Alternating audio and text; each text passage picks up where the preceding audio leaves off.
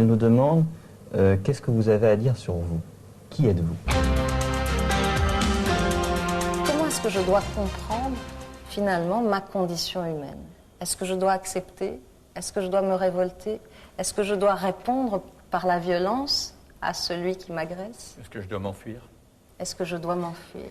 Et je voudrais vous demander, quelles que soient les difficultés des enfants que vous côtoyez, il y a un droit, dites-vous, qui est essentiel et qui est sans cesse bafoué. Quel est ce droit et comment doit-il être respecté? Il y a de nombreux droits qui sont bafoués, mais c'est vrai que, en tant que femme de théâtre, le droit auquel je m'attache comme ça, jour après jour, que j'essaie de défendre, c'est le droit à l'expression.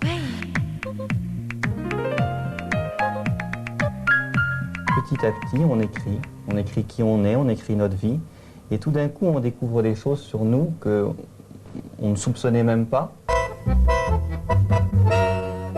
Adolescence, c'est le moment où on choisit entre la vie et la mort. C'est le moment où on flirte avec la mort, mais aussi peut-être pour que quelqu'un à côté vous confirme que la vie est un cadeau.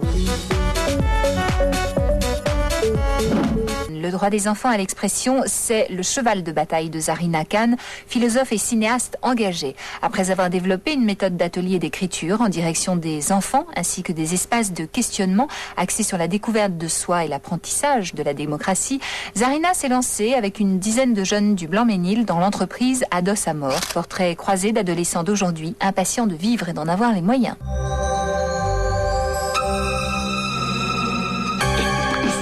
Entre fiction et documentaire, le film Ados à mort est né des ateliers d'écriture et de théâtre animés par Zarina Khan auprès d'un groupe de jeunes de la Seine-Saint-Denis.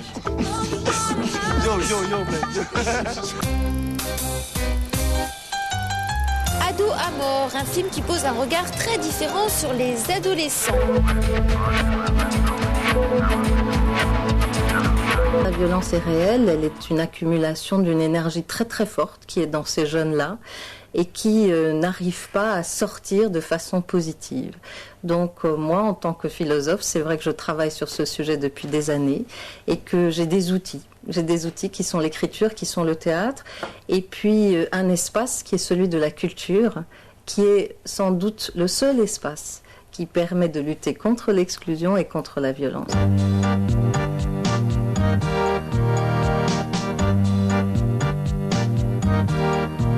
Ils ont leur énergie, ils ont leur vivre ensemble à apporter à notre société. Et c'est cette place que je défends dans Ados à mort. Il y a une très très belle phrase sur l'affiche qui nous dit que l'amour, c'est quand le cerveau danse en rythme avec le cœur.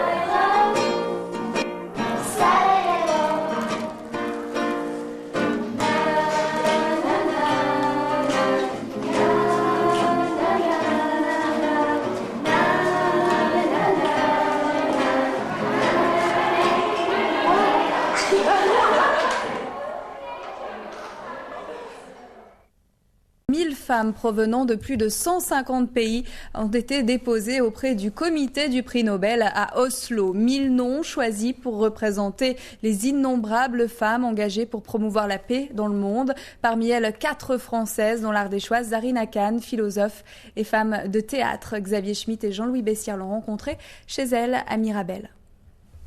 Je crois que Mirabel étant ce village incroyable de cohabitation avec ces 2 châteaux qui se touchaient entre catholiques et protestants est le symbole même d'une œuvre de paix qui a été faite par nos prédécesseurs.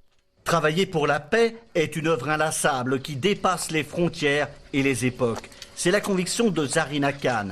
Elle en trouve encore une illustration dans son nouveau port d'attache, Mirabel, un village médiéval de l'Ardèche marqué par les guerres de religion. Metteur en scène, comédienne et philosophe, elle croit au rôle pacificateur de l'art et de la culture. Pour moi, la paix est un combat et que le vocabulaire guerrier, maintenant, nous devons le mettre au service de la paix. Donc qu'enfin l'art soit reconnu comme un des outils forts du combat pour la paix, ça c'est c'est ma première grande fierté et joie.